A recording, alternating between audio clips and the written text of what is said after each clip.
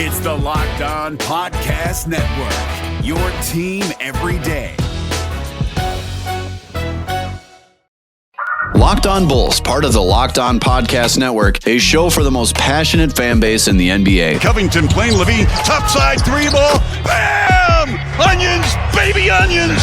Zach Levine in the Bulls! Your number one source for Chicago Bulls news and stories. Levine to White, this time he gives it to Williams for three. The rookie! The Pacha! Oh my goodness, what a shot! Hosts Jordan Maly and Matt Peck dive into the best Bulls news and stories around the NBA. It's Jordan Maly. Jordan, great to see you through our 670 score scope. Yep. Where is he? And it's right over there, Bill. Are you flat out kidding me? Matt Peck used to do a great job with the Bulls Outsider Show. Now he's doing Locked On Bulls. There he is, human floor burn. Oh, don't mess with the booch. But watch this crossover. Bull Spirit of Free League Ghost.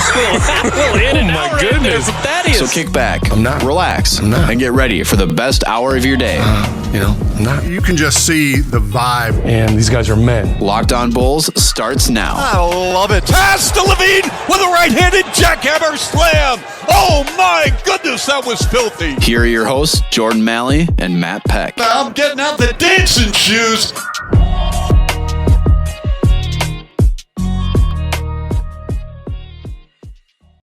Into Locked On Bulls, part of the Locked On Podcast Network, your team every day. I'm Jordan Maly. Along with me is Matt Peck. Follow us on Twitter at Jordan C. Maly, at Bulls_Peck, and at Locked On Bulls. Hit us up on our text and voicemail line, 331-979-1369. Drop your text, your voicemails, anything you got for us at 331-979-1369. Today's episode is brought to you by Locker Room. Didn't get a chance to do our Locker Room yesterday. We'll get into that at some point in this episode, but we are going to do a Locker Room this week, so make sure you go download the app on all Apple products right now. So go to, if you've got an iPhone, go download the Locker Room app right now and make sure you join us for our first Locker Room this week, sometime either today or tomorrow. Matt, what's going on? I'll be honest with you, man. That was worse than the Orlando loss. I don't even... We talked to the Cavs guys at the beginning of the week. This is not how I expected this game to go. Before we get into it, how are you, man? What up, Jordan? What up, Bulls Nation? Honestly, yesterday and today, I'm feeling a little bit like the Bulls themselves. Run down. I told you yesterday, I went to urgent care yesterday morning. I woke up and my neck was completely locked out. I don't know if you can tell, but check this out. Got a lidocaine patch neck right now. Feeling very much like Thad Young, a.k.a. Thad Old, and I didn't even play basketball this week. I am struggling. But you know what? The doc prescribed me some muscle relaxers, and watching the Bulls lose by 20 to the Cavs, way better with muscle relaxers. Like, way better. I know, when I got your text, I was like, oh, man. And then I remembered that you had said you had started working out every single day. What is it, 2 months now? 3 months now? Going on 3 months. Yeah, it turns out that was a mistake. So I didn't get neck injured when I wasn't working out and was being a lazy piece of crap. See, that's my problem. When I go to work out and I'm in a good routine, then after like 2, 3, 4 months, I end up pulling a muscle, and it's usually like a groin or a hamstring or something. Then it sidelines everything. But when you said you're like, yeah, I've got like a terrible neck pain and I have to take muscle relaxers for it, I'm like, that's gonna about put you on your ass. I'll be surprised if you make it through the Bulls game. So, but barely. You definitely needed those because, I mean, what was that? Let me just ask you what that was, because that was not this Bulls team. That was like a Jim Boylan Bulls team last night. I don't even know how to explain it. Yeah, man. I mean, you hit the nail on the head right there, because last season it felt like all the time we were measuring the most recent bad loss against the category of worst loss of the season. And there were so many amazing nominees, so many deserving nominees. And seriously, that's how I felt watching that game last night. Like, wow, this is ugly. Like, this is truly ugly. You beat this team a few days ago. This is not a very deep, very talented team. But we were talking with the Locked On Cavs guys on Monday, and their boys showed out. Colin Sexton and Darius Garland combined for what, 55 points? And the Bulls, like, Lowry was Bull in double figures, and that didn't happen until like midway through the third quarter. And he was doing that coming off the bench. Like, man, it was also Zach Levine haters out there. Some nights you need multiple stars and you need that just gunning scorer that Zach LaVine is, because otherwise you find yourself in a hole. And I don't know about you, I thought that once again, Thad Young's post-game comments were very enlightening, because he was talking about just coming into games, like he used the term walking into games, basically saying, hey, we're not talented enough of a team to just walk in to an opponent, even if it's Cleveland, and say, let's take some time to feel this game out. No, we need to be aggressive. And last night they came out flat as hell. I mean, if I was Thaddeus Young too, granted he would be a lot more soft-spoken than I am, but I'd be like, dude, I shouldn't have to remind this team. We're 3/4 the way through the season. We're in the last 14 games of the season. We shouldn't have to be continuously reminding ourselves that we've been doing this all season, where we come in and we underscore our opponents. The Bulls play to their competition level this entire season, Matt, and we've seen it. More recently, it's been the second half. It's been the second half of the season where the Bulls have just shown up on one side of the ball. And some nights the Bulls are pulling out wins because you have Zach dropping 40-plus points, or you have other guys contributing, but they haven't collectively, I think, put a great game together, both on the defensive side of the ball since that All-Star break. And last night was the first time, I think, all season they just didn't have it on either side, where it was like they were making mistakes I couldn't fathom. Like, I even joked about it on the radio today. I said, I don't know what they did to Thaddeus Young, but that was not him last night. That was not Thaddeus Young. That was like his evil twin, man. Or they ran somebody else that looked like Thaddeus Young out in a 21 jersey, because he looked like he had the worst game of his career, and he gets all the credit in the world, so I won't go hard on him for that. But I was just like, I can't even believe some of the mistakes, the shots he was taking last night. I mean, we may come to find out, and I don't plan on going and watching it, or even streaming it when it's available. We may find out that Thad Young is a character in the new LeBron Space Jam, and that he had his talent stolen, and not just in the new Space Jam movie, but in real life. You're right. It's like he looks like Charles Barkley or Patrick Ewing in that montage of NBA players getting their talent stolen from them in the first. And I think I've noticed we've gotten a lot of people on Twitter and in our inbox recently talking about, like, yo, with Thad Young, like, he's had such an amazing runs type season, but this recent stretch of games, he's really been struggling. I thought it was interesting. And, your guy, Cody Westerland over at 670 The Score, one of the OG hosts of this very podcast, was tweeting about a comment Billy Donovan made, saying when it comes to Thad Young's recent reduction in minutes, it's more so about recent matchups and not quite as much so about worrying about logging so many minutes for Thad is. But it made it, the way that it was phrased, it made it sound like it's actually kind of for both of those reasons. So maybe Thad is just like running on fumes right now. It's like the gas gauge is below E, and you're like, oh dear God, I need to find a gas station stat. And look, it's okay if that's happening, because Thad has been everything to this team this season. He has been vital to this team's success this season, and he's a dude playing in his 14th season. You're right. And I bet Thaddeus Young probably, him and Billy Donovan probably had multiple conversations about, like, hey, dude, like, are you gassed? Like, do you need to take a little bit of a step back? He's obviously not going to say that to us or to the media. And Thad seems like the type of guy that he wouldn't even admit that if he was. So, like, I go back to the comments he made a month ago, Matt, where he was like, or even it's probably 2 months ago now, but it was right around the OKC trip where he was like, we can't keep running Thad 35, 40 minutes a night. We're not going to expect the same return that we're getting early on in this season. And sure enough, it's showing. So I'm actually not surprised that people are asking about that and wondering why he's kind of dipped in his production.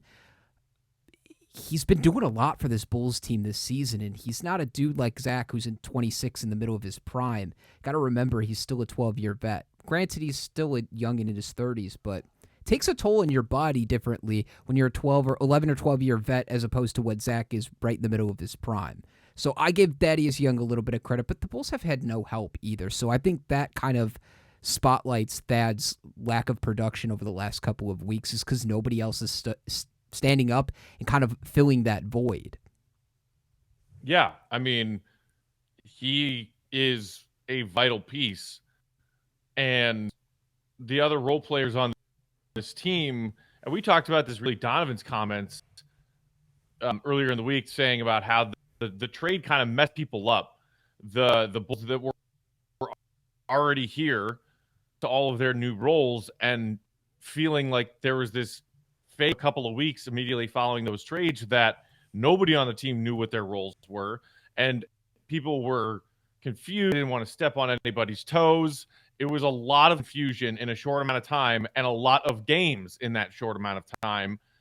But there haven't really been consistent role players outside of Thad Young on this team that have been here for the full season. Like when Garrett Temple's been healthy, he is a solid role player. As soon as Troy Brown Jr. came in and was given an opportunity to play real minutes, he looked like a solid role player. Looks like he's going to be out again tonight after dealing with that ankle that kept him out of last night's game. But P-Dub, inconsistent. It's okay. He's a rookie, but certainly like that scoring drought that he had, past few games ago was brutal to watch. Lowry, Kobe, both inconsistent.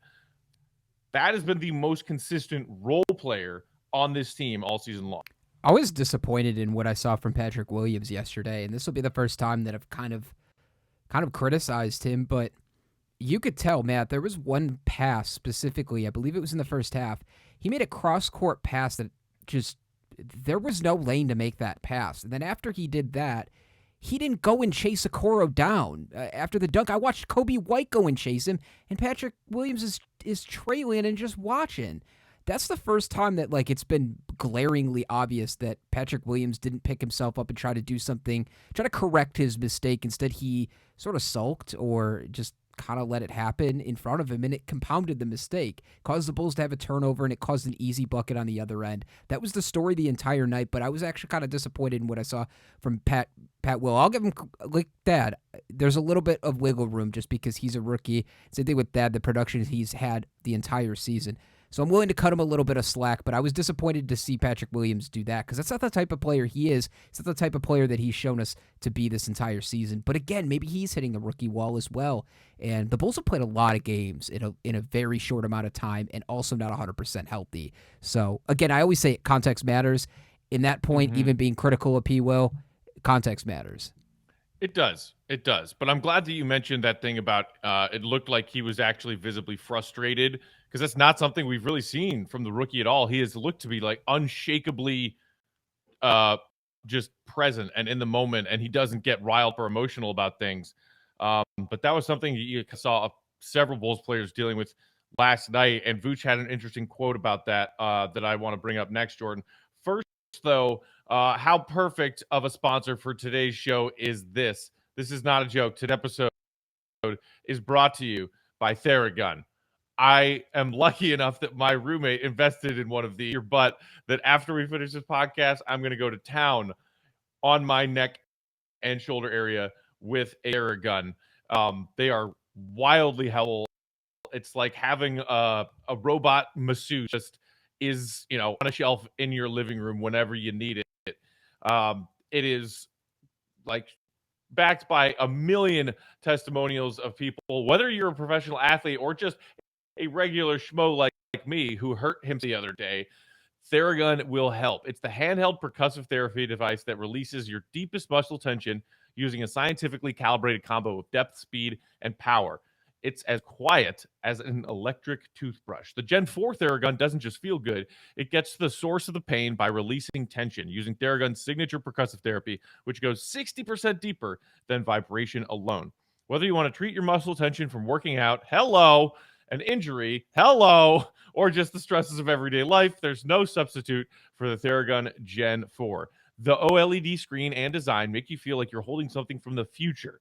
Just go to their site and check it out. And the Theragun app learns from your behaviors and suggests guided routines. Theragun is trusted by 250 professional sports teams like Real Madrid and elite athletes like Paul George, DeAndre Hopkins, Maria Sharapova, hundreds of thousands of customers, and me right here. So try Theragun for 30 days, starting at only $199. Theragun.com/locked-on right now and get your Gen 4 Theragun today. That's Theragun.com/locked-on. Theragun.com/locked-on. Big Boots is it. Boots of it. Let's hear the Vooch quote. What is it? So he and Thad both had great thoughts after that game, talking about just the level of like not laziness, but just not being ready and not coming out ready to play a game. We mentioned some of those Thad comments earlier, but this is what Vooch said after the game. We just didn't have the energy and physicality needed to win an NBA game. I think we eased into the game and they took it to us. We never could respond and we got a little frustrated with the refereeing. That affected us a little bit. We just didn't bring the focus and energy needed to play an NBA game. I mean, when you and I were sitting here giving the Bulls some well-deserved kudos for their win over Boston on the road, a team that had won their past 6 games coming into that matchup, we were largely applauding the level of effort, the intensity, especially on the defensive end. And it was jarring to see way because this Bulls team has not had that consistently. Take those comments from Vooch and kind of combine them with what Thad said about we're not a talented enough team to come into games like that, to just feel out these pathetic calves, and then we'll take it from there. Dig ourselves a hole that we can climb out of the problem. These are 2 veteran players who recognize that for whatever reason, and to figure it out in a damn hurry if they still want to make this play-in tournament, they are coming into too many games flat with not the proper level of energy and physicality on both ends of the floor, and that is a big problem. The thing that makes me most mad about this loss, Matt, is the fact that Cleveland got officially eliminated from being able to even be a part of the play-in with the loss to Detroit on Monday. There is no reason the Bulls should have lost this game. This is a game the Bulls needed if they want to make that play-in, like you were saying. How you go out and get your ass kicked by the Cavaliers is beyond me.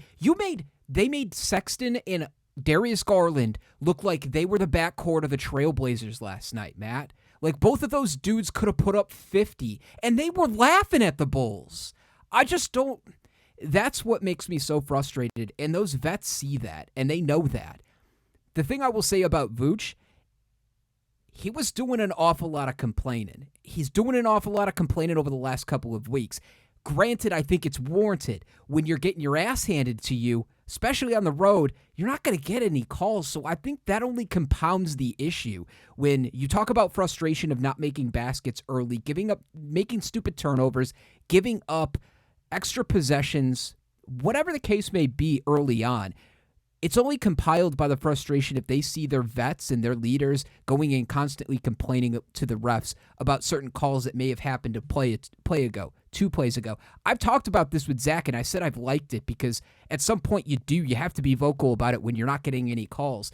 It just is compounded with young players starting to pick that mentality up, and I hope that's not a habit that this Bulls team picks up. Have you noticed that at all, though, over the last couple of weeks, these guys sort of being a little bit more attentive to refs not giving them calls like they should? Yeah, I think so. But I agree with you in that Zach needing to hold his own and say to the refs on certain missed calls, especially countless times this season and definitely last season when Zach LaVine is driving to the lane and creating and initiating contact that is a foul, should be whistled a foul. Most of the other star caliber players in the league get that call and get 2 free throws, and for whatever reason, NBA refs have not quite started to show Zach LaVine that level of respect yet. Even after he was named an all-star, this still not getting as many free throws a game as he should for the amount of contact that he's creating on his drives. So that is true, and I think Bulls fans have been frustrated by it a lot this season, and rightly so. But there's a point somewhere in there, there's a line somewhere in there where you have to say these players and their coach Billy Donovan, who has gotten a few texts arguing with the refs this season, need to stand up for themselves and say, what the hell was that call? What was that non-call? This is BS. But don't let it take away the focus from your game. Don't let it take away your focus for the next possession, because that's stuff that can start to get you in deep, deep trouble. Well, it's contagious too, right? Like your young players will start to see you doing that. It's the same thing. Like I think about it when I used to umpire. It's the same thing like in little league or youth or even competitive, whatever youth sports, in baseball specifically. If I watched a coach complain to me about certain calls, balls and strikes, especially early on in the game, it became contagious. Then the players were like, you know what? I can do that. I'm going to start nitpicking too. Right. Obviously to a more professional level at the NBA level, but I think it's contagious, especially with young players and don't know how to necessarily control their emotions or reel in their frustrations. I think that's a really good point, though, and something that should be hammered home is as much as the vets have done things for them, for the young guys this season and setting that example, they need to continue to do that as the Bulls kind of finish this route and see if they can make that play-in game. We'll talk a little bit more about this loss in a second. But I want to first tell you about BetOnline. BetOnline is the fastest and easiest way to bet on all of your sports action. The NBA is in its last quarter of the season, like we were saying, only 14 games left. College basketball may be over, but the NHL is also in full swing, and the MLB. So you want to bet on baseball, hockey, basketball, you want to continue to bet on Bulls games, you can do that at BetOnline. They have real-time updated odds and props on almost anything you can imagine. BetOnline has you covered for all the scores, news, and odds. It's the best way to place your bets, and it's free to sign up. Head to their website or use their mobile device today and receive a 50% welcome bonus on your first deposit. Make sure you use the promo code LOCKEDON when you sign up for an account. You'll get a 50% welcome bonus on your first deposit. BetOnline, your online sportsbook experts. Today's episode is also brought to you by RockAuto.com. Spring is right around the corner here in Chicago. Beautiful day. Beautiful day makes you want to go for a drive on a beautiful day. And spring cleaning, hey, spend some dollars to spring clean your car because everybody in Chicago wants a nice, clean car, fresh wax, whatever you need, fix your upper parts. Get your car ready for spring and summer here in Chicago with RockAuto.com. Chain stores have different price tiers for professional mechanics and do-it-yourselfers. RockAuto.com's prices are the same for everyone.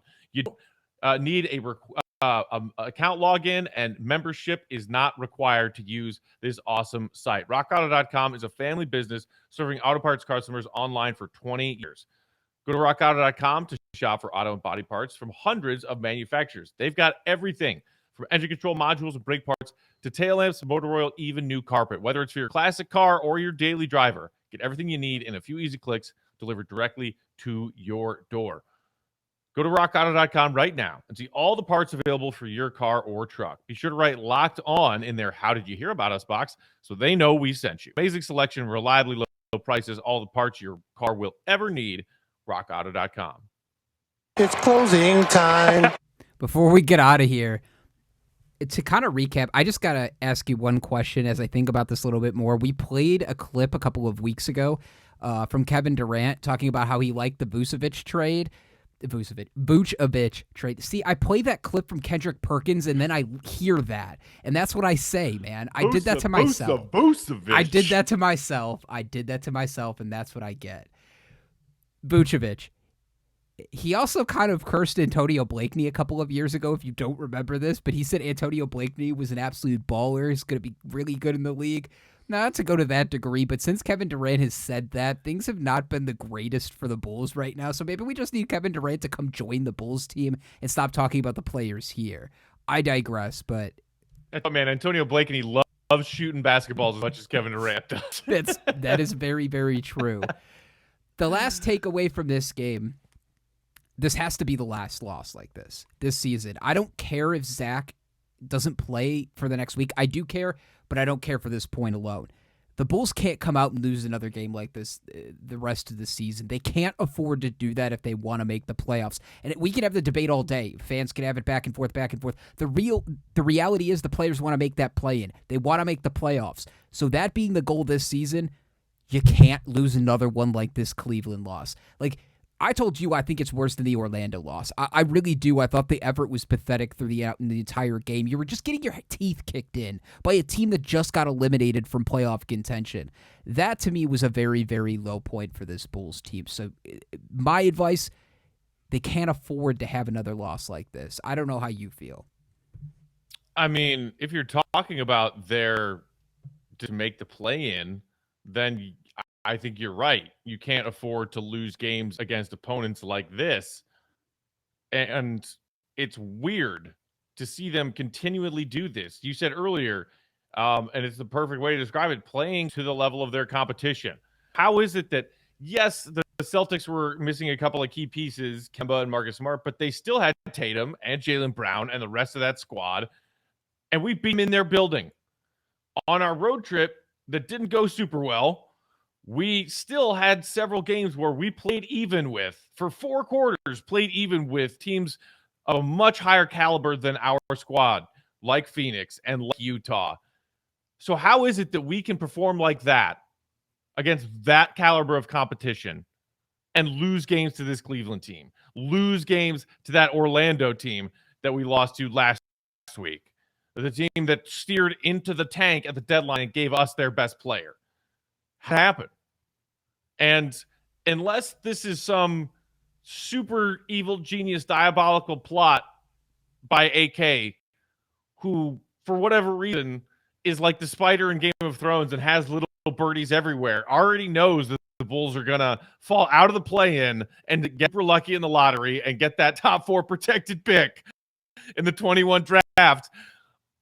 Otherwise, like if that doesn't happen, if it's fall out and up just not getting super lucky jumping into a top 4 and handing that pick to Orlando, it's still not the end of the world to me, because again, all of this I think needs to be put in the perspective of, at least in my opinion, these trades, especially the Vooch trade, were not about this season. So many Bulls fans wanted to believe that those trades were about this season.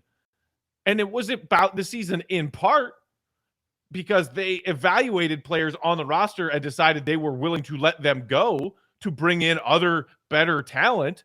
So in that regard, yes, it was about this season. But big picture, it's way more so about next season and beyond.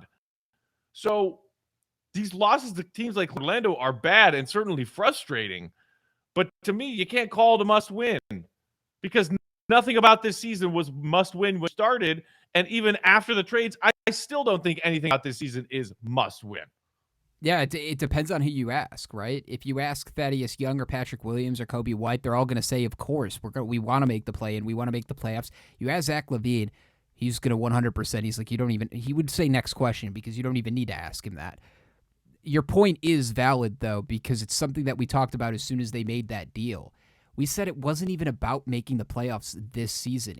I still believe wholeheartedly it was a big move for this front office to make in order to make reassurances to Zach LaVine. If Zach LaVine truly does want to become a free agent in the summer of 2022, which I just saw Sam Amico last week report that he's going to hit free agency, makes sense. We've talked about that before. Regardless, I think this was a step in the right direction for the front office to show Zach LaVine, hey, we're serious about committing to win, even if it's just not this season. It's also, too, a reflection to Billy Donovan. Billy Donovan didn't come here to lose and rebuild for 3 seasons before they're halfway competitive. He could have stayed in OKC and did that and had a lot better talent to be able to rebuild from the bottom. Right. That being said, I think it was a commitment to Zach, and like you said, it was a move that can help them across multiple different years and still left them flexibility short term. So right. I'm with you, man. And you still have to acknowledge the fact that the trades they made, while they may not be vaulting the Bulls up the standings in the back third of this season, like a lot of this just living in denial fan base thought it would, you can still say, hey, they addressed problems with the roster. And as these players continue to play together, and we'll see if Daniel Tice sticks around. It won't be easy to keep him here, but the fact that they addressed problems they knew they needed help interior scoring. Wendell was not giving them much, if anything. Gafford, kind of a one-trick pony, rolling to the rim. They went out and got an all-star center. They also went out and, with Daniel Tice and with Troy Brown Jr., added very desperately needed defensive talent to the roster. So those were 2 big problems. And the third that they didn't address at the trade deadline, this team's need of a point guard, is something that they will almost assuredly pursue this offseason, address this offseason, whether in free agency or trades. That's the one thing they didn't do at trade deadline day, because you know what? I'm guessing the price for Lonzo Ball was one that they deemed to be way too high to justify. So there it is. They addressed two big needs of this roster at the trade deadline. The third we know is coming. AK said, I'm not done overhauling this roster. So give the man a damn minute, please, will you? The frustration about this season, I think, is still valid too, right? Like, I think people can accept that, but at the same time, Bulls fans are crazy. We're crazy. Like, we haven't seen this team be able to compete on a nightly basis for the last handful of years. Like, it's been 3.5 seasons of just terrible basketball, knowing you're not going to be in the playoffs. To even get a whiff of the idea of being in the playoffs, I think, has excited fans, and I think it's right to be disappointed with how the Bulls have played, and we've talked about it a bunch since the All-Star break. Hopefully Zach can return relatively quickly and turn this thing around before it's too late. Like, Bulls are better off without Zach LaVine.